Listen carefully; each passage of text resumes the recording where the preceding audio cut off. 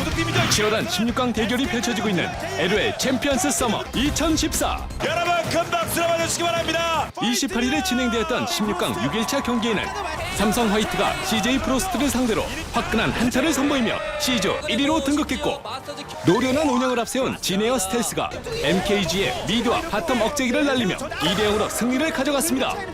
다음 7일차 경기에서는 IM의 형제팀 내전이 있었는데요. 경기 내내 흔들리는 모습을 보였던 IM 1팀이 별다른 대응책을 펼치지 못한 채 무너지면서 형제팀에게 승점을 내주어야 했고, 같은 날 펼쳐진 나진실드 대 KT 블리츠의 경기는 1세트에서 패한 나진실드가 초반 분위기 반전에 성공하며 1대1 무승부로 깔끔하게 경기를 종료했습니다. 그리고 빅매치 경기 성사로 기대감 제대로 증폭시킨 대망의 16강 5일차 경기, 나진실드 대 나진소드의 피할 수 없는 형제팀 대결에서는 와치 조재걸이 경기를 지배하며 거침없이 몰아쳤지만 나진소드가 2세트를 잡아내면서 무승부로 경기 종료. 그리고 이어진 SKT T1K 대 삼성블루의 대결. 삼성블루가 전군 메타를 선보이며 상대 진영으로 돌진. 후만두, 이정현의 애니를 제압하며 승점을 가져가는 데 성공. SKT T1K를 2대0으로 압승하며 명실상부 국내 최강팀임을 입증했습니다. 그런데 SKT T1K 대 삼성블루의 대결 아직 끝나지 않았다. 지난 6월 29일 세계의 대결로 손꼽히는 최고의 빅매치가 성사됐으니 전 세계가 주목하는 그런 지금 매치업이거든요. 만인이 인정하는 최고의 미들라이너 페이커 대 최고의 주가를 올리고 있는 봄의 남자 역시 봄은 저죠. 다대. 그 둘이 한판 붙었다. 곧이어 방송이 시작되고 미션은 레슨의 강민입니다. 강민의 음이탈 NG 덕분에 한바탕 웃음으로 경기장 분위기 업! 자, 경기 시작했습니다. 두 선수 모두 자신의 상징적인 챔프를 사용했는데요.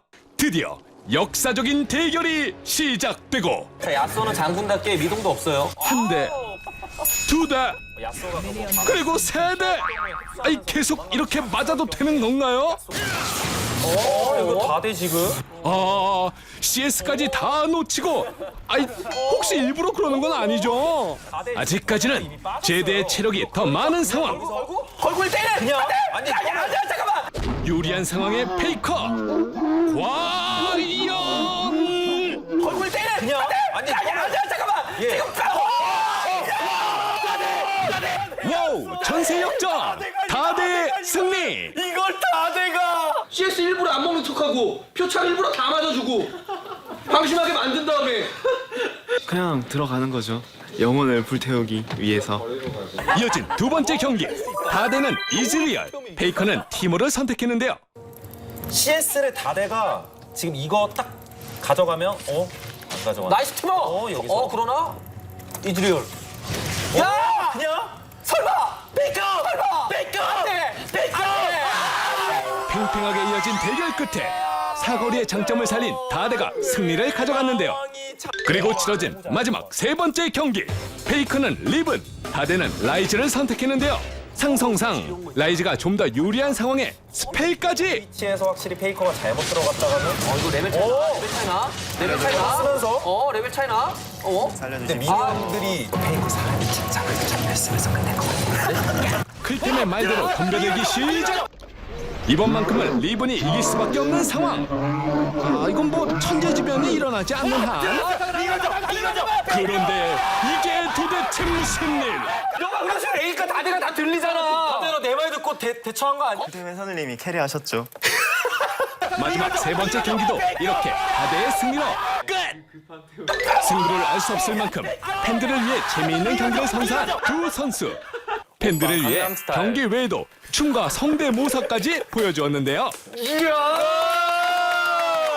밥 먹자. 밥 먹자. 퀴즈가 연세가 많이 드셨어요. 앞으로도 LOL 챔피언스 서머에서 멋진 승부를 보여줄 페이커와 다대 선수의 모습 기대할게요. 실버 시리즈는 끝났다. 최강의 4팀만이 살아남은 가운데 드디어 시작된 대망의 골드 시리즈 WGL 에이펙 2014. 경기 방식 자체도 대결을 통해서 실버 시리즈와 다르게 뭐 포인트 쌓고 이런 게 아니라 떨어지니까 합산 포인트 3, 4위에 오른 킥과 인디. 첫 번째 대결의 승자는 포인트 2위인 팀 프로핏과 플레이오프에 진출. 이 경기의 승자는 다음 주 한국 서버 대표를 선발하는 최종 결승전에서 합산 포인트 1위 아랫대와 맞붙게 되는데요. 최강 아랫대를 위협할 수 있는 팀이 등장할 것이냐. 첫 번째 대결에서는 2승 1무로 희익이 인디를 가볍게 격파. 팀 프로핏과의 대결을 성사시켰습니다. 버티고 최후까지 이제 버티는 대회가 이제 많았었는데 평소 수비적이고 방어적인 성향을 띠는 월드 오브 탱크의 경기들. 하지만 이 경기 팀 프로핏 대 희익의 경기에서는 양팀 모두 매서운 공격력을 자랑하며 수준 높은 난전을 펼쳤습니다. 상대방들이 작전을 걸었었거든요. 근데 그걸 역카운터로 다 받아쳐서 AMX 50100으로 북쪽 점령지까지 중앙 진격한 팀 프로핏. 이에 맞선 희익은 방어 진영을 더욱더 견고하게 다졌는데요. 그러나 방심한 팀 프로핏을 상대로 T1을 동원. 역습에 성공하며 공격과 수비 두 마리 토끼를 모두 잡은 모습입니다. 솔직히 작년 경기들은 솔직히 무승부가 되게 많이 나왔잖아요. 저희는 그런 것도 좀 싫고 리그에 나오는 선수고 팀인 이상 재밌게 관중들을 좀 몰입하는 경기를 만들자라고 생각을 하고 좀 경기를 하고 있습니다. 이렇게 성사된 대망의 결승전. 세계의 신흥 강자 희익 대 전승 우승에 빛나는 아랫대. 그런데 희익과 아랫대 사이엔 아주 특별한 인연이 있다는데요. 노아 팀에서 오더를 내리던 선수가 현재 아랫대에 있는 송호성 선수고, 그리고 희 팀의 오더는 그 송호성 선수의 제자거든요. 사제 대결 굉장히 재밌게 볼 수 있을 것 같습니다. 이제는 라이벌이 된 스승 송호성과 제자 전훈세. 저희가 좀 더 멋지고 이기는 모습을 보여줄 것 같아서 좀 미안한 부분도 있고요. 청출어람이라는 말이 괜히 나온 게 아니에요. 네, 긴장하고 계셔야 될 겁니다. 지금 대기실에 학시체 들고 계신데 지금. 과연 전훈세의 희익은 송호성의 아랫대를 뛰어넘을 수 있을지. 한판 붙자 이분폴! 한판 붙자 이분폴! 한판 붙자고 했는데 팀 해체되도록 만들어야 되겠습니다. 7월 5일 아랫대와 희익의 아시아로 가는 최종 관문. 그 숨막히는 대결을 직접 확인하세요. 국가 간의 자존심을 걸고 싸운다. 하스스톤 한중 마스터즈. 지난주보다도 더 재밌었고 22일 펼쳐진 16강 첫 대결에서 한국과 중국이 각각 한 명씩 8강 진출을 확정한 가운데 드디어 시작된 2일차 경기.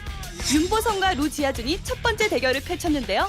윤보선은 최근의 트렌드, 최근의 흐름과 최근의 유행에 맞게 잘 짜왔고 약간 긴장을 하는 듯한 느낌이 좀 있었어요.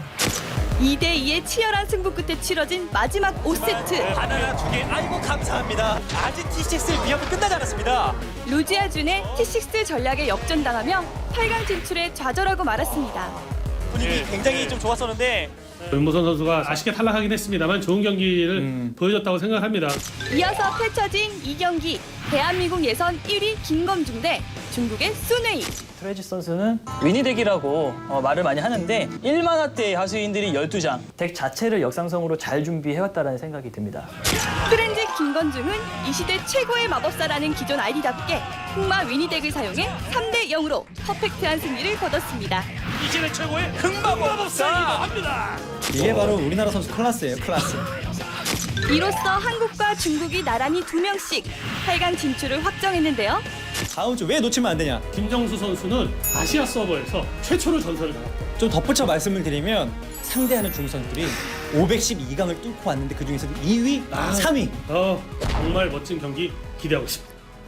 더욱더 흥미진진한 경기가 예상되는 다음 주. 하스스톤 한중 마스터즈 다음 8강의 주인공은 누가 될지 그 결과를 놓치지 마세요.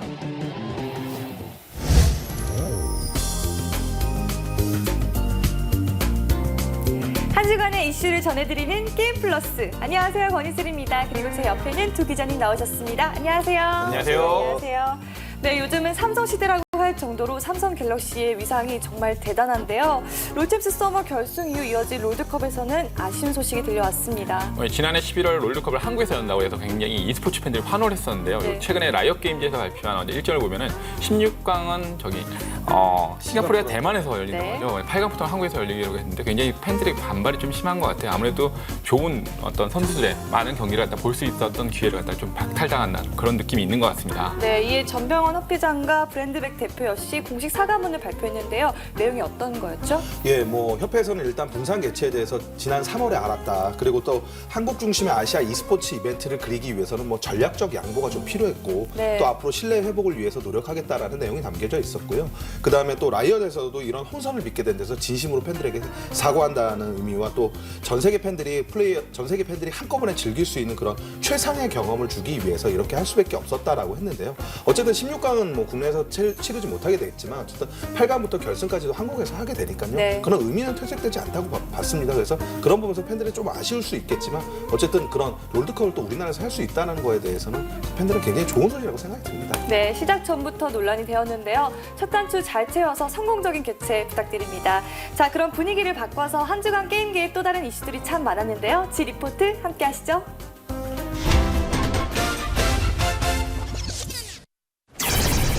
쏟아지는 게임들 속 치열한 홍보 경쟁. 유저들을 사로잡기 위해 게임사들은 스타 홍보 모델 찾기에 열심 또 열심. 컨셉이 글쎄 미소녀. 어떡해. 미소녀 액션 게임 카와이 헌터의 홍보 모델. 미소녀로 변신한 서유리. 절세 미녀라고 해서 그냥 기쁘게 또 무대를 이렇게 하게 된 것 같습니다. 영웅의 별 신조협녀의 소용녀를 그대로 재현한 절세 미녀 전효성. 안녕하세요. 포미닛 현아입니다. 미스틱 파이터 속 미녀 검사로 변신한 현아까지 그야말로 탄성이 절로 나오는 뷰티풀한 캐스팅. 하지만 미소녀 섹시녀 컨셉은 이제 너무 식상하다. 미녀 홍보 모델 속 도전장을 내민 이들이 있었으니 이색 홍보 모델 첫 번째 개그맨 조세호입니다. 특유의 재치 있는 입담으로 각종 예능들을 두루 섭렵하고 있는 조세호. 아줌마 복장을 한 그가 홍보하러 나선 이 게임은 무슨 뜻이냐면 프리스타일 풋볼제트가 새로 나왔습니다. 프리스타일 2. 프리스타일 풋볼을 거친 10년 노하우를 그대로 우려냈다. 기존 온라인 축구 게임에 과감한 액션을 결합시킨 차별화된 축구 플레이. 프리스타일 풋볼 제트. 쟤들은 우리 내야 제트가 되는 게 제트지. 응? 묵은지 몰라 묵은지 지. 엄마 아직까지 옮겨야지. 안돼 빨리 가겠나. 축구 모자를 쓴 동네 백스 엉아부터 그 10년 동안 이승환을 모창하는 축구 선수까지 다양한 역할로 분하며 프리스타일 10년의 역사를 강조하는 조세호. CF 축구 처음으로 1인 다역을 해봤는데 그 캐릭터마다 다 색깔이 있는 것 같아서 더 색다른 느낌이었다고 해야 될까요? 1인 다역을 야무지게 연기한 조세호. 원래부터 열혈 축구 팬이기로 유명하다고 하는데요. 별명이 코리아 마라도나였어요. 의욕이 앞서고 조급한 캐릭터. 의욕만큼은 마라도나 뺨치는 모습이네요. 아마 대박을 낼 거라고 생각하고 있습니다. 프리스타일 풋볼 제트 파이팅!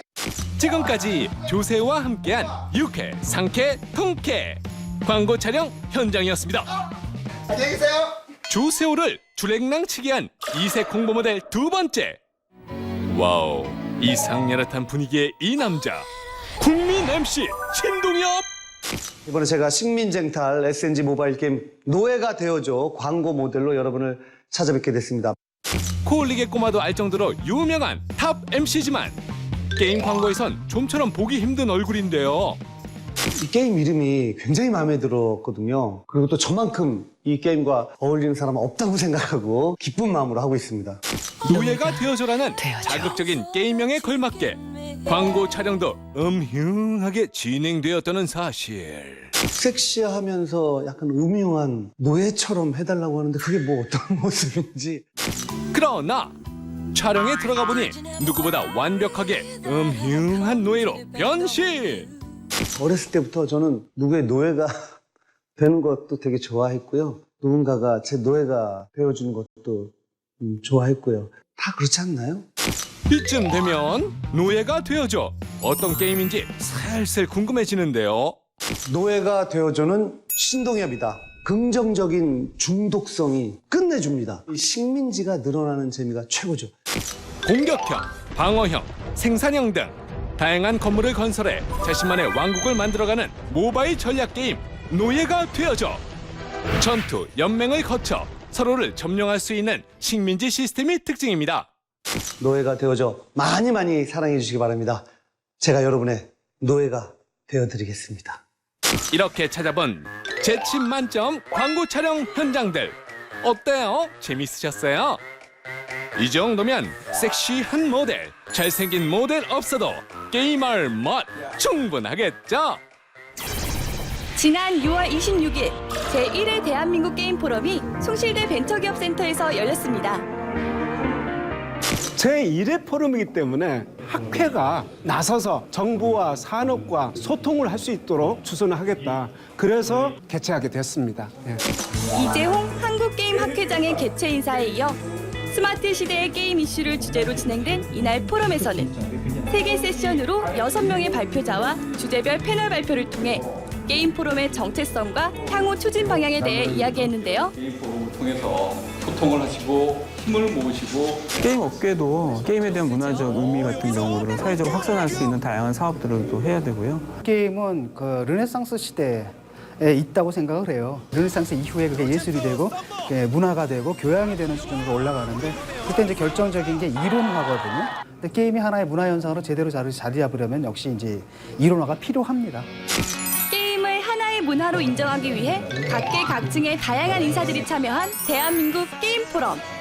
이제 첫 발걸음을 띈 이 포럼이 앞으로 해야 할 일들은 많이 남아있다는데요. 대한민국의 대표 콘텐츠로 이렇게 자리 잡기 위해서는 정부하고도 소통하고 학계하고도 소통하고 그렇게 가려고 하는 노력이 저는 필요하다고 봐요. 그렇게 함으로써 산업은 꽃이 피지 않을까 그런 생각을 합니다. 게임 산업이 하나의 새로운 패러다임으로 인정받는 그날까지 그 역할 잘해주길 기대해볼게요. 네, 게임학회가 주최한 첫 포럼이 진행이 됐습니다. 이처럼 게임계의 위상을 뒤높이기 위해서 점점 많은 노력들이 돋보이고 있는데요. 예, 저 포럼 같은 경우는 제가 패널로 개인적으로 참여했기 때문에 사실 네. 굉장히 관심이 있었고요. 얼마 전에 2014년 1분기 콘텐츠 산업 동향 분석 보고서가 발간이 되었는데요. 네. 게임이 매출 전년 대비 23% 증가를 했고 콘텐츠 수출은 여전히 60%를 차지하는 등 문화 콘텐츠적으로 여전히 건재하다는 걸 보여줬습니다. 매출뿐 아니라 이렇게 하나의 문화로서 새로운 패러다임을 만들 수 있는 그런 게임계가 됐으면 좋겠습니다. 네, 또한 해외에서는 다양한 게임 축제 소식이 들려왔습니다. 차이나조야 게임스컴 2014가 개막을 한다고 그러죠. 네. 8월 달, 9월 달 열립니다. E3, 도쿄 게임쇼 이렇게 해서 4대 게임쇼로 자리 잡아가고 있는데요. 아쉬운 거는 저희 지스타가 여기에 좀 더 분발해서 더 잘 됐으면 하는 그런 바람이 있네요. 네, 그렇습니다. 세계 최대 게임쇼인 만큼 8월이 정말 기대가 되는데요. 자, 그럼 이번에는 G초이스를 만나볼 차례입니다. 오늘은 특별히 월드 오브 탱크를 다뤄봤다고 합니다. G초이스 함께 하시죠.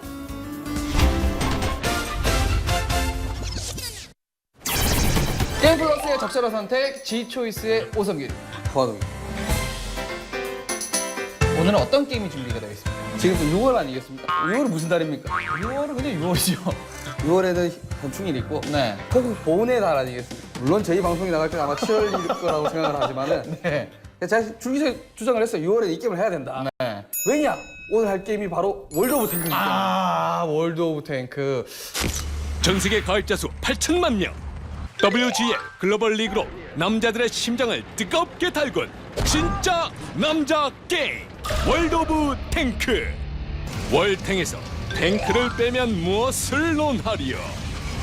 오늘 그 탱크들에 대해 집요하게 알아보자. 저희가 이 월드 오브 탱크에 대해서 아주 또 사실 어마어마한 전문가는 아니에요. 그렇지 않습니까?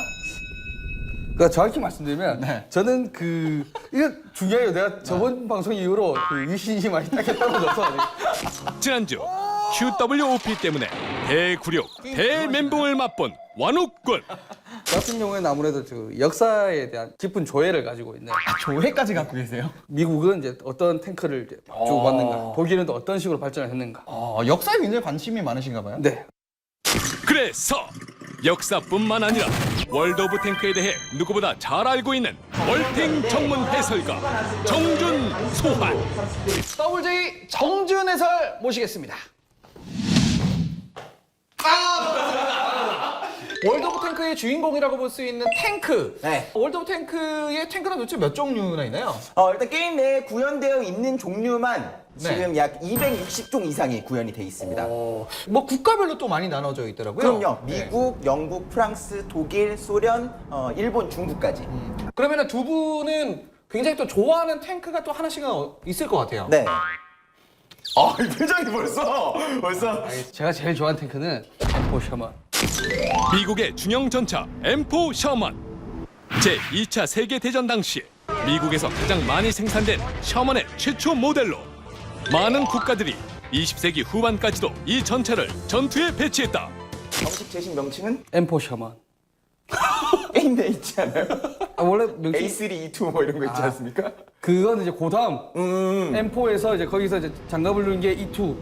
그리고 이제 그 현가장치에 좀 손본 게 EG8이라고 해서 E8. 나 정말 1g도 못 알아듣겠어. 연합군이 이제 그 M4를 물량으로 때려 박습니다. 근데 상대는 이미 그때 당시에 이제 그 독일 전차장들의 그 스킬이나 전차들이 워낙 좋아요. 그래서 보통 3대1의 비율로 이제 그 셔먼이 터집니다. 그래서 우리 별명이 존슨 라이터였어요. 미국을 상징하는 존슨에 쏘면 터진다고 해서 라이터, 존슨 라이터였어요.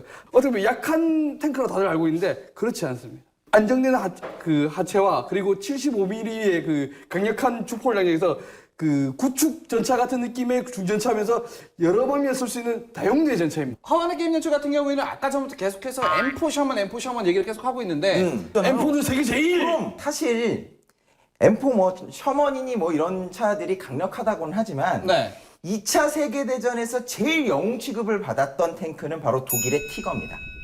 독일의 중전차 티거. 1943년 전선에 처음 그 모습을 드러내 타이거 전차 공포증을 일으키기도 했던 전설의 탱크. 기동성은 다소 떨어지지만 2차 세계대전 중 가장 뛰어난 방어력과 공격력을 자랑한다. 물론 그렇긴 한데 이 얘기가 맞아요? 티거가 짱이에요? 물론 이제 그렇긴 하죠. 그러니까 M4 셔먼은 별로였다. 티거보다. 별로였죠. 제가 말씀드린 아니 너는 이제 그만 얘기해요. 그냥 기다려봐. 기다려. 그러니까 티거는 진짜 강한 전차였어요. 못 뚫었지. 셔먼이 어떻게 뚫어요? 그 엄청난 장갑을. 괜찮아요. 못 들어도 괜찮아. 못 들으면 어때요? 이거예요? 제일 중요한 게 결국 전쟁은 연합군이 이겼어요. 그렇죠. 네. 그 연합군의 최선봉이 있던 게 M4 셔먼인 겁니다. 그러면은 그 M4 셔먼이 게임 안에서는 본인이 생각했었던 대로의 어떤 그 능력치를 지금 잘 고증을 하고 있는 건가요? 너무 약해요. 약해요 생각보다는. 그래서 뭐 맞다고 생각해요. 존슨 라이터니까. 자 그러면은 정준 해설이 말씀해주신 티거 별로 안 좋아. 느려요. 애가 무겁구나. 그러니까 이 부분은 역사적인 부분도 충분히 얘기를 할 수 있을 텐데 장갑 자체가 그냥 철판이 두꺼워요. 티거는. 그래서 티거는 티거2라든지 조금 계속해서 트리를 타면서 가더라도 사실 그게 종착지가 되긴 좀 어려워요. 게임 내에서. 종착지는 9티어, 10티어로 넘어가야 되는 거고. 그게 이제 그 부연 설명을 하자면은 역사적으로 딱 치면은 게임 얘기는 제가 할게요. 역사가 얘기야. 이게 중요. 야, 역사 덕후야. 이게 중요해. 왜 역사 선생님을 하지? 중요해. 나름 이거 워게임 내가 참 감사하는 부분은 M4와 동시에 활용할 건 티거입니다. 그럼요. 둘이 붙으면 잽이 안 돼요. 같은 시대로 묶었다면 둘 중에 하나를 너플 하거나 하나를 버플 해야 돼요. 그러면 고증이 안 맞잖아요.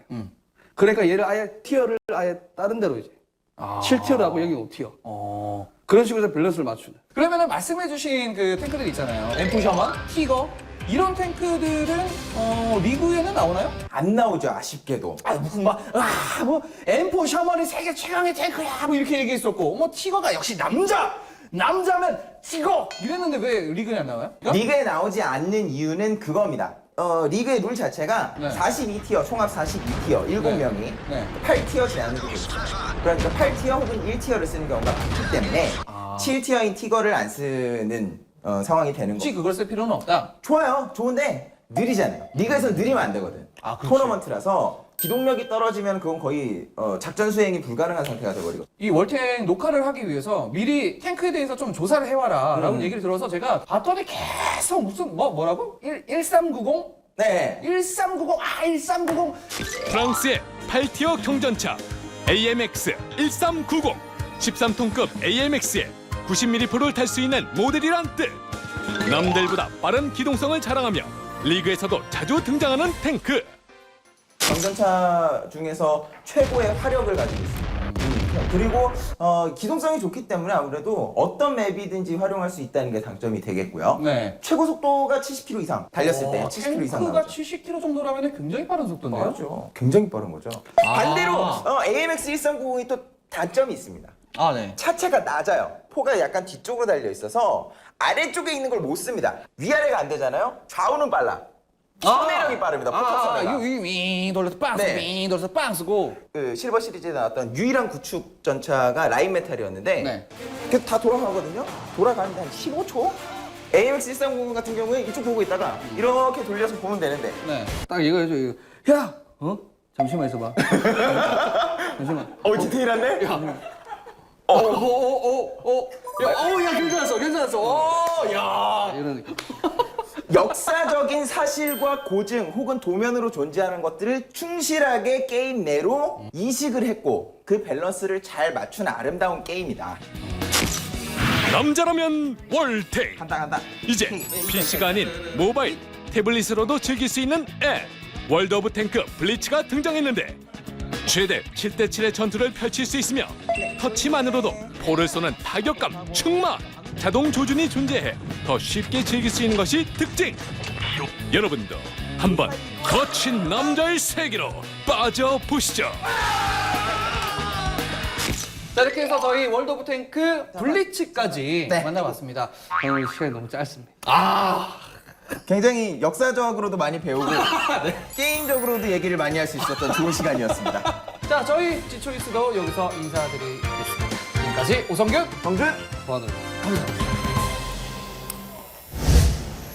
네, 월드 오브 탱크와 함께한 지초이스. 남자 세 분이서 탱크에 대해서 할 말이 정말 많을 것 같아 보였습니다. 네. 월드 오브 탱크 아무래도 고증이 잘 된 게임이에요. 전차도 굉장히 또 고진해서 성능도 잘 경험을 시켰고요. 네. 그렇기 때문에 많은 인기들이 있는 것 같습니다. 특히나 남자들한테는 그렇죠. 뭐 블리츠뿐만 아니라 앞으로 월드 오브 워시, 월드 오브 워프레임 같은 뭐 6K00에 대한 게임들이 준비되고 있으니까요. 뭐 이런 게임들 좋아하시는 분들은 뭐 기다려 보셔도 좋을 것 같습니다. 그리고 요즘 한창 진행 중인 WGL에서도 많은 호응을 얻고 있잖아요. 예, 월드 오브 탱크 시리즈인 WGL 에이펙 2014 이제 골드 시리즈 2주차하고 시즌 파이널만 남았는데요. 현장을 찾은 관객이 벌써 2,000명이 된다는 어마어마하게 성공한 게임 대회로 이제 정착이 된 것 같습니다. 2,000명 중에 여성분은 몇 명이나 될까요?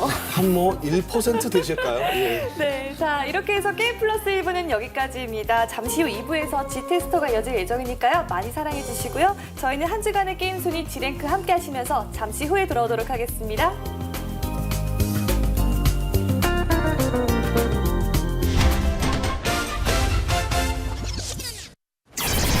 한 주간의 게임 순위를 알아보는 G랭크 7월 첫째 주 온라인 게임 랭킹 탑 20입니다. 먼저 20위는 에오스, 19위 프리스타일 풋볼 Z, 18위 스페셜 포스, 17위 스타크래프트2, 16위는 테라입니다. 신규 서버에서 차별화된 혜택을 누려라. 단번에 고레벨로 점핑. 지급상자와 고성능 탈 것까지 선보인 테라가 16위입니다. 계속해서 15위는 메이플 스토리, 14위 월드 오브 워크래프트, 13위는 사이퍼즈입니다. 뱀픽 시스템과 매치메이킹 개선으로 업그레이드된 전략 대결.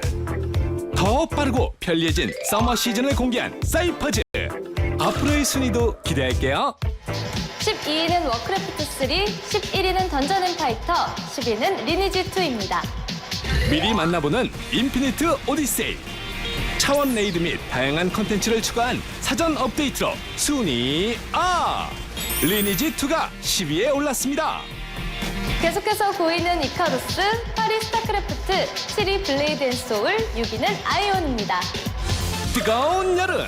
칠복이가 가져온 행운으로 시원하게 보내자! 아이템이 한가득 들어있는 칠복 주머니를 준비한 아이온이 6위입니다. 다음은 5위의 리니지, 4위 디아블로3, 3위 서든어택, 2위는 피파 온라인3가 차지했는데요. 그렇다면 이번 주 1위의 주인공은 LOL 월드 챔피언십 2014의 진행 계획을 공개하며 화제를 모은 리그 오브 레전드가 1위를 지켰습니다. 다음은 모바일 게임 순위입니다. 먼저 10위는 새롭게 진입한 피파 온라인3 모바일입니다. PC 버전과 연동은 물론 전용 콘텐츠까지 즐길 수 있는 피파 온라인 3 모바일. 누적 다운로드 300만을 돌파하며 G랭크 진입 성공. 10위를 차지했습니다. 계속해서 9위는 애니팡 사천성, 8위 애니팡, 7위 포코팡, 6위 몬스터 길들이기, 5위는 블레이드입니다. 블레이드. 무더위를 날려줄 얼음의 여왕 업데이트 실시. 신규 보스 2종 추가로 유저들의 도전의식을 자극시키며 5위에 안착. 다음은 4위의 애니팡2, 3위 모드의 마블, 2위는 쿠키런이 차지했는데요. 그렇다면 이번 주 1위는 어떤 게임이 차지했을까요? 모바일 퍼즐 게임의 제왕 캔디 크러쉬 사가가 4주 연속 1위를 차지했습니다. 축하드립니다. 7월 첫째 주 G랭크, 지금까지 온라인 게임과 모바일 게임 순이었습니다.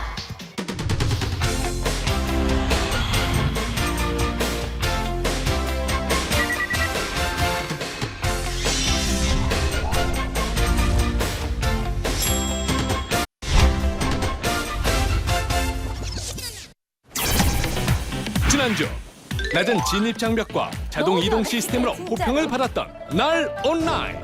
하지만 편의성에 너무 집중한 나머지 정작 필요한 안내는 부족한 모습을 보여줬는데 과연 비주얼은 어떤 모습일지 들여다보자. 날 온라인의 비주얼. 나루 온라인의 첫 번째 인상을 파악할 수 있는 비주얼에 대한 평가를 해야 될 차례인데 사실 중국에서는요 이 나루 온라인을 가지고 중국판 불소라고 한다고 그러더라고요. 그거에 대해서 하고 싶은 말이 있어요. 딱 한마디예요. 진짜 한마디예요. 해봐요. 푹! 푹! 그것도 전문 용어예요? 좀 더 리얼하게 할까요? 푹! 두 개를 딱 놓고 비교를 해보면은 블레이드 소울 같은 경우에는 그 경공 같은 거 할 때 딱 이제 플레이어 중심에 이제 화면이 쫙 이제 그 뭐라고 해야 돼? 이거 블러 효과라고 하잖아요. 그런 게 주면서 이제 또 그 캐릭터가 딱 줌인이 되면서 경공할 때만 실제 날고 있다라는 거 갖다가 속도감이라든가 이런 거 갖다 극도해가지고 연출을 갖다 되게 잘 해놨어요. 근데 뭐라고 할까? 그냥 이렇게 큰 광활한 대에 그냥 뭔가 그 날벌레 날아가네 휘웅 하고 날아가네 딱 이 느낌? 연출 노하우라고 해야 되나? 이런 거에서 아직까지는 좀 많이 떨어지는구나. 제작할 수는 있는 부분인데 너무 이제 지역적이고 국소적인 부분을 가지고 상당히 침소봉대하고 계시다는 느낌을 지울 수가 아니, 없어요. 만약에 순수한 그냥 MMORPG 내지는 어디 신작이라고의 잣대로 평가를 하자면요. 비록 떡칠이라고 해도 이펙트 여러 가지 되게 다양한 거 많이 썼고 좀 그래픽 때깔 있게 잘 뽑히고 했는데 중국판 블레이드 앤 소울이래잖아. 좀 그만해. 왜 이렇게 사람이 집착을 하냐고 좀. 그러면 마케팅 팀에서 우리 게임은 중국산 갤러그입니다. 뭐 그럴까? 그럼 불소라 그래야지 뭐라 그러냐? 저희 게임은 이게 틀려먹었습니다. 이럴 수 없어요. 우리 게임은 대단히 그 상태가 좋지 않은 게임이지만 여러분 제가 먹고 살아야 되니까 플레이를 해주십시오. 이러면 바로 회사에서 잘리고 월급을 받을 수 없기 때문에 자신의 생활을 영위할 수가 없는 겁니다. 왜 그걸 모르는 거죠? 밖에서 글만 쓰고 비만만 하니까 세상이 편해 보이지 게임 만드는 게 쉬워 보이나? 와 박수 쳐드릴게요. 아니 근데 난 상당히 답답해요. 이게 사실 저도 유저 입장에서는 형장님하고 똑같은 스탠스예요. 왜? 아니 뭐 이렇게 이중인격이야? 아니 내가 회사원일 때랑 내가 유저일 때는 당연히 입장이 다른 거죠. 아니 그래도 그렇게 역설을 하다가 또 갑자기 팍 돌아서니까 내 입장이 뭐가 돼요? 좀 곤란해지셨나요? 곤란해졌어요. 나. 좋습니다. 그러면은 어쨌든 유저의 입장은 한 마음이야 결국에. 그러니까 저도 인정을 하는 건 그거예요. 노력은 많이 했구나. 확실히 중국 게임 굳이 중국 게임이면 편견을 바라보지 않고 보더라도 그래픽은 비주얼은 훌륭하다 정도는 평가할 수 있다는 거예요. 어머나 할 정도는 아니지만 뭐 이 정도 그래픽이라면 나름 합격. 하지만 아주 살짝쿵 부족한 점이 있다는데. 일단 처음에 접속을 했어요. 뭔가 그러니까 외곽적인 부분, 배경적인 부분은 굉장히 아름답게 잘 꾸며져 있어. 그리고 나서 커스터마이징을 하려고 들어갔는데 얼굴에 변화가 없고 얼굴이 이상해요. 이거는 내가 아무리 애를 써도 기존 만들어진 것보다 더 예쁘게 나올 수도 없고 기존 만들어진 것도 되게 어색해요. 이건 성형료도 아니고 그냥 못생긴 애 그 자체야. 맞아. 딱 그 느낌이에요. 얼굴이 이상해. 실제로 그래픽하고 이 캐릭터 모양을 봤을 때 맨 처음에 떠올린 게임이 모탈 컴뱃이었어요. 아 비슷해. 얼굴을 갖다 그냥 사진이랑 붙여놓은 것 같다는 느낌 있잖아요. 그리고 또 한 가지 예를 들면 이 게임은 영상이 굉장히 많잖아요. 비중이 되게 많이 차지해요. 영상을 보다 보면 막 되게 격하게 막 멘트를 해. 멘트를 하는데 이 상태로 계속 말해. 나는 너를 죽여버리겠다. 그런 거야. 고맙습니다. 뭐 이런 느낌이죠. 포카술이야, 포카술. 눈도 깜빡, 눈 하나 깜빡이지 않고 막 모션을 막 이렇게 하는데 눈 하나 깜빡이지 않고 이러고만 있는 거야. 그 느낌. 되게 공허한 느낌. 그래도 이제 페이셜, 얼굴 표정이 변하지 않는다는가 여러 가지 부족한 노하우 때문에 감성적인 측면에서 이제 전달력이 떨어지는 것들을 보완하기 위해서 어떤 노력을 했냐면 아까 영상이라고 표현하셨잖아요. 그것이 바로 그겁니다. 컷신. 예. 야, 뭐 트레일러 멋있지 않냐? 시네마틱이다. 뭐 컷신이 멋있네. 뭐 이런 얘기들을 많이 하는데 무언가 게임상에서 보여지는 동영상들을 표현하는 유저들이 표현하는 방법들이 여러 가지가 있는데 실제로는 잘못된 표현들이 많습니다. 그것들을 제가 보다 못해서 여기서 한번 깔끔하게 정리를 해드리기 위해서 그래서 준비했지. 김성회의 G-파일 하고 넘어가면 되나요? 게임 속 용어 확실하게 정리해보는 김성회 G-파일. 예, 게임상의 동영상들을 어떻게 부르느냐 여기서 한번 확실하게 정리하고 넘어갑시다. 우리가 날 온라인을 기다리면서 게임 런칭 전에 인터넷에서 봤었던 예고편입니다. 예, 예고편이에요. 뭐 실제 게임 그래픽 리소스로 만든 것은 아니죠. 게임이 출시되기 전에 기대감을 높이기 위해서 내보내는 영상, 그 예고편을 우리는 뭐라고 부르냐면 바로 트레일러라고 부릅니다. 트레일러는 게임 말고도 영화에서도 많이 들어보셨을 거예요. 예고편의 그냥 영어 표현이 트레일러입니다. 예, 이거는 우리가 뭐라고 부르냐면 시네마틱이라고 불러요. 시네마틱스. 그냥 표현하자면 뭐 영화의 이론적인 사전적인 의미를 갖고 있는데 우리가 게임상에서 말할 때는 게임 동영상인데 실제 게임 그래픽 리소스로 만든 것이 아니라 영상을 위해서 만들어진 영상, 그것을 시네마틱이라고 부릅니다. 그러면은 우리가 지금 나를 온라인에서 계속 보고 있는 그 영상들은 무엇이냐? 이런 영상들. 이거는 실제로 게임상에서 사용되는 그래픽 리소스로 지금 만들어진 영상 아닙니까? 그러니까 게임에 실제 등장하는 그래픽이라든가 이걸 그냥 그대로 활용해서 그대로 활용하는데 카메라 뷰라든가 아니면 실제로 사용되지 않았던 모션들을 따로 만들어서 그래픽 리소스는 같지만 그렇게 이제 다른 느낌으로 연출하는 것들을 컷신이라고 부르죠. 근데 여기서 헷갈리는 게 뭐냐면 이것도 또 컷신이라고 많이 오용하고 계시는데 예, 실제로 어떤 특히 초필살기 쓸 때 많이 나오죠. 캐릭터의 어떤 특정 부위만 부각을 시켜서 확대해서 보여주는 이런 연출 컷인이라고 부릅니다. 컷인. 예, 잘라서 들어간다는 뜻이죠. 그러면 지금까지 정리가 잘 되셨습니까? 네. 예고편을 뭐라고 부른다고요? 트레일러. 특정 부위만 확대해서 나가는 것은? 컷인. 실제 그래픽 리소스를 사용하지 않는 그런 영상을? 시네마틱. 아, 좋습니다. 이 정도면 100점을 드릴 수 있겠군요. 그래픽과 캐릭터, 영상 용어까지 꼼꼼하게 살펴본 가운데 무협 액션 MMORPG라 불리는 날 온라인의 컨텐츠는 어느 정도로 풍부하고 어마어마할지 지금 바로 파헤쳐본다. 날 온라인의 컨텐츠. 저희가 어쨌든 무협을 하면 액션을 또 빼놓을 수가 없는데 뭐 어떠셨어요? 플레이하면서. 아, 액션! 예, MMORPG에서의 액션이라고 하면은 이제 가장 먼저 살펴봐야 되는 것이 과연 상하체 분리가 되느냐 안 되느냐. 이 부분에 있어서는 집착이 또 넘어온 것 같아요. 집착. 근데 이제 상하체 분리는 되어 있지 않지만 그래도 액션적인 요소들은 상당히 많이 강조가 되어 있습니다. 일단은 기술적으로 선 판정 후 모션보다 더 어려운 선 모션 후 판정의 이제 시스템을 채택하고 있어요. 먼저 이제 공격 판정 범위가 나가고 그 판정 범위 안에 들어와 있으면은 이제 판정 오케이 벗어나면 판정 빼 이런 식으로 이제 판정을 하게 되는 시스템인데 실제로 우리가 활력을 이용해서 좌전화 우를 눌러서 공격을 회피하거나 하잖아요. 그런 것들이 상당히 액션감 있는데 라는 느낌을 주게 이게 잘 만들어 놓았어요. 물론 실제로 활력이 떨어지면은 긴급 회피라고 해야 될까? 이제 좌우로 굴르고 이게 안 되기 때문에 그렇죠. 그 활력 관리에도 신경을 써야 돼요. 그렇죠. 근데 뭐 한 가지 단점 그러면은 하나의 액션의 길이가 되게 길어요. 아, 길어요.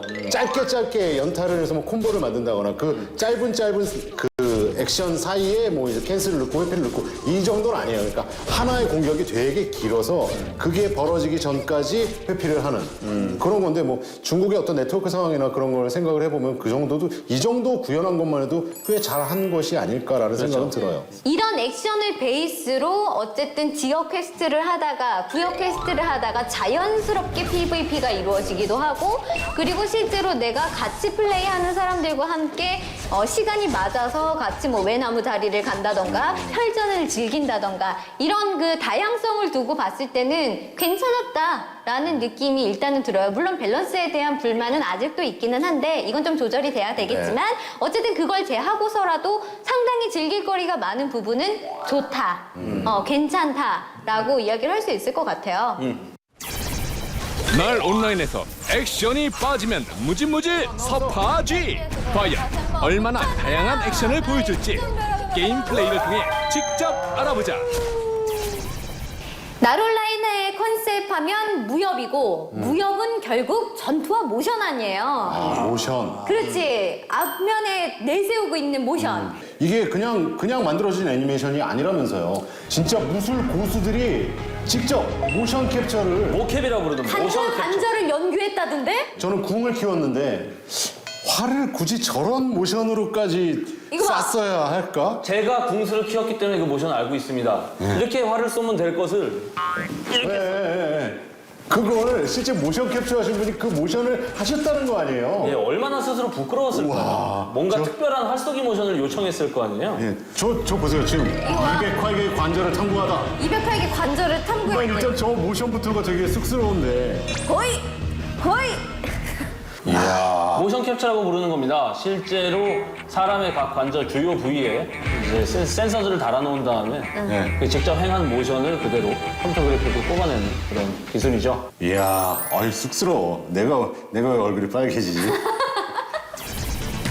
이론은 이쯤에서 접어두고 이제 실전으로 알아볼 차례. 레나와 김성애 개발자의 독특한 조합으로 번전에 도전했으나 별거 없이 그냥 끝! 심지어 무협 게임에서 빼놓을 수 없는 경공마저도 블레이드 앤 소울보다 턱없이 부족한 모습이었는데 그렇다면 날 온라인이 자랑하는 PVP는 어떨지 두 사람의 맞대결로 알아보자. 근데 우리 둘이 대결을 펼치면 항상 제가 이길 텐데 괜찮으시겠어요? 아우, 레벨이 깡패라는 말도 못 들어봤어요? 뭐 레벨이 깡패라는 거 MMORPG에서는 통용되는 말인데 이 게임에서는 액션성이 중요하기 때문에 자신의 컨트롤러로서 얼마든지 그러는 그 레벨 차를 극복할 수가 있거든요. 그러면 얘기를 합시다. 무슨 얘기 할까요? 밤 내기 할까? 점심 내기? 점심 아니요. 1년치 출연료 내기 어떻습니까? 콜? 나한테? 좋습니다. 1년치 출연료 내기. 이기는 사람이 진 사람 걸 가져가는 거예요? 그렇죠. 예. 두 분이 10레벨 정도 차이가 나요. 12레벨 차이 납니다. 12레벨. 야, 저 사람이 질 것 같거든요. 그렇죠. 저도 질 것 같아요. 우리 왜 이렇게 예상이 섣부르세요? 난 섣부른 사람이지만 섣부르고 정확한 판단을 한다고. 레나의 우세를 점쳐주시는군요. 아, 이거 자, 레벨을 1년치. 이길 수가 없어요. 기모 시작됐습니다. 야, 잠깐만. 뭐가 잠깐만이야. 자, 덤벼라. 다 피했어. 어딜 가는 거야? 덤벼. 야. 아니, 어디에 가? 와보십시오. 온다. 아니, 사거리가 나보다 길잖아. 내 계산과 다른데? 아니. 잠시만. 남선생님 바꾸시면 안 돼요. 왜 경기를 이렇게 해요, 캐릭터가. 잠시만. 잠깐만, 잊어보라고. 사람이 말을 안 돼, 지금. 기술표 좀 보고 해야 될 거 아니야, 그죠? 버튼 좀 보자, 버튼 좀. 잠깐만, 레나 씨 체력이 승리. 이거 방송에서 남는 거야. 30도 안 남았어요, 지금. 1년치 출연료는 이제 내 것이 되는 거야. 아니, 그러니까 이런 식으로 서로 대결을 펼치면 되는 거잖아요. 그러니까 아니. HP를 먼저 빼는 쪽이 이기는 거죠. 아니, 방어도 있고, 회피도 있고, 여러 가지가 있잖아요. 아니 난 되게 뭐 컨트롤 이야기를 하시길래 공격을 보면은 재빠르게 방어를 하거나 피하거나 해가지고서 되게 좀 레나 씨가 농락을 하면서 그러니까는 이길 줄 알았는데 아, 이제 그걸 할 건가 봐요. 이제 할 건가 그거를 봐요. 보여드리려고. 자, 가만. 한번 봅시다. 비열해요. 시작하기 전에 깔고. 가만히 있어봐요. 쏴보세요. 그럼 회피를 해서 왜 회피가 안 되냐고. 집에서. 했어 피했어. 좋아. 뛰어놓고 공중에서 투다닥. 이런 식으로 계속 정교한 컨트롤로 아니, 입으로는 하지 말고 얼어 있잖아. 정교한 컨트롤로 적의 공격들을 효율적으로 회피하면서 HP를 깎아나가면 쉽게 이길 수 있거든요. 근데 깎이질 않아요. 공격이 먹히질 않아. 야, 레벨 차이가 이렇게 절대적이구나. 컨트롤러는 제가 압도를 하고 있는데 와, 레벨 차이라는 게 무섭구나. 무슨 컨트롤을 하고 있는데요? 그것까지 몰라서 죄송해요. 컨트롤 차이가 이렇게 나는데도 레벨 때문에 레벨. 12레벨까지는 안 되는구나. 제가 그 조작은 어떻게 하는 거예요? 이렇게 덜덜덜덜 떠는 조작은 어떻게 하는 거예요? 그거는 정교한 컨트롤로 레나 씨의 공격에 집중당하면은 그런 저는 그 조작을 못해요. 이렇게 덜덜덜덜 떠는 조작을 저는 못하거든요. 이거 방송에 꼭 내보내주세요. 네. 그래서 1년치 페이를 제가 받아서 여러분들 제가 회식 쏠게요. 모든 게 파란색 글씨만 누르면 모든 게 다 되는 게임인데 이렇게 전투에서는 그래도 나름 뭔가 좀 하는 맛이 있잖아요. 좀 이 조작하는 맛? 마치 내가 지금 이 무린 고수가 된 것 같은 착각을 일으킨다고 해야 될까? 그런 부분은 되게 효과가 적절하다고 저는 생각해요, 보면은. 지금까지 G테스터 4인방의 다양한 의견들이 오고 갔는데 직접 날 온라인을 즐긴 유저들은 어떻게 평가하고 있을지 유저들의 이야기를 통해 직접 들어보자. 렌나이의 유저 톡.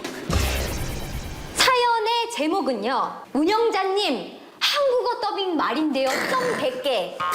작성자 우리 개웅사님께서 남겨주셨습니다. 아주 날카로운 지적입니다. 네. 꼭 얘기하고 싶었어요. 그래요. 들어보자고요. 현재 한국어 더빙으로 게임하는 데 있어서 참 게임의 흥미를 더 떨어뜨리더군요. 그럴 바엔 차라리 더빙을 원작 그대로 중국어로 중국어로 나가고 자막을 한글로 해주시는 게 낫지 않을까요?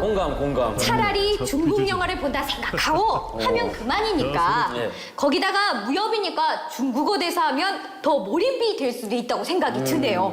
라고 사연을 보내주셨어요. 아주 제대로 된 사연이 첫 번째로 도착을 했군요. 정말 이 날 온라인의 더빙은 안 하는 이만 못했습니다. 정말로. 맞아. 예, 안 하는 이만 못했어요. 그래서 우리 김성현 개발자님께서 또 준비하신 게 있으시죠? 예, 이건 도저히 그냥 넘어갈 수가 없어서 이렇게 준비를 해왔습니다. 말로만 해서는 여러분들을 납득시키지 못할 것 같아서 진짜 들려드리려고요. 한번 들어보세요. 손님, 어서 안으로 들어오세요. 손님, 어서 안으로 들어오세요. 되게 공손하잖아요. 근데 여기 이 텍스트는 뭐라고 나오냐면 비상식량을 준비하는 게 좋을 걸세. 뭐야, 일단 내용이 달라요. 내용이 다른데 이 대사와 목소리하고 매치가 안 됐던 케이스 중에 제일 심했던 건 이거예요. 낯익은 얼굴이군요. 낯익은 얼굴이군요. 상당히 아리따운 목소리로 귀엽게 얘기하잖아요. 근데 실제로 이 친구가 텍스트로 하는 얘기가 뭐냐면 내 칼을 받아라. 내 칼을 받아라라고 텍스트로 이야기하면서 목소리는 낯익은 얼굴이군요. 말도 안 되는 거죠. 이게 사실 시작에 불과하다는 게 이게 공포스러운 거예요. 더빙이 개판으로 된 게 우리가 방송용으로서 말이 물린다고 표현하잖아요. 그렇지. 서로 자기 할 말만 계속 떠들고 있는 거예요. 길이 조절을 잘못한 거예요. 대표적인 거 하나만 들어보실게요. 처치할 생각이면 처치하면 될 것을 쓸데없는 소리를 할 필요가 있는가? 겹쳐. 예, 그러니까 사실 이런 거 작업할 때는 실제 원본 리소스 길이를 철저하게 조사해갖고 그걸 가지고서 이제 로컬 성우한테 가서 그 길이를 맞춰달라고 하는 그런 부탁이 분명히 있어야 되거든요. 그것이 없었기 때문에 게임상에 들어가 있는 원본 그 사운드 리소스의 길이보다 더 녹음이 길게 돼갖고 생기는 문제예요. 예, 고치세요. 당장, right now. 그렇지. 고쳐주는 게 좋지. 게임의 몰입감을 위해서도. 그렇죠. 날 온라인의 평가를 모두 마친 G테스터 4인방의 최종 평가 점수는 날 온라인은 밍밍한 섞어찌개다. 여러 가지 섞어놓은 재료는 많은데 뭔가 이 게임만의 도드라지는 개성은 없다고 할까요? 그런 점에서 좀 많은 아쉬움이 남지만은 어찌되었든 중국 게임이라고 해서 무작정 자동만 있는 게임, 무작정 쉬운 게임 그런 편견은 가지지 말았으면 합니다. 제 점수는요. 접근성 4점, 비주얼 3점, 그리고 콘텐츠 2점 드리겠습니다. 날 온라인은 늦손주를 본 할아버지다.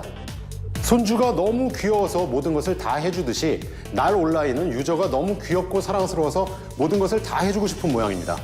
너무 지나치게 발달한 접근성 때문에 정작 배워야 할 것들은 자동으로 진행되고 이해하기 힘든 것들은 그대로 방치되어서 혼란을 야기하고 있지는 않은가 하는 생각입니다. 날 온라인 제 G포인트는요. 접근성 4.5점, 비주얼 2점, 컨텐츠 2점 드리겠습니다. 날 온라인은 그림과 설명이 없는 메뉴판이다. 날 온라인은 무협에 걸맞는 모션을 바탕으로 다양한 전투와 콘텐츠를 즐길 수 있는데 정작 유저가 필요로 한 정보와 안내가 부족해서 의외로 많은 유저들이 준비된 콘텐츠를 즐기지 못하고 있는 것 같습니다. 그래서 제 G포인트는 접근성 3.5점, 비주얼 3점, 콘텐츠 3점 드리겠습니다. 날 온라인은 추격자다. 중국판 블레이드 앤 소울로 불리며 한국 시장에 출사표를 던진 날 온라인.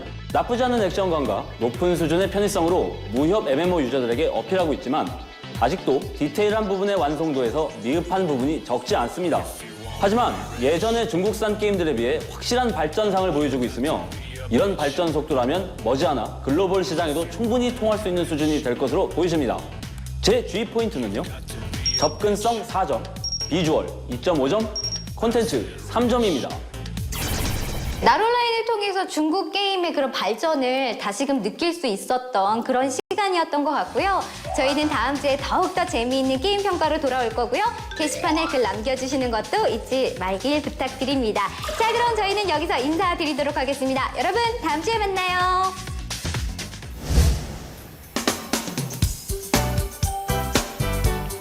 네, 나롤라인 평가를 끝으로 오늘 게임 플러스가 준비한 소식은 여기까지입니다. 어떠셨어요?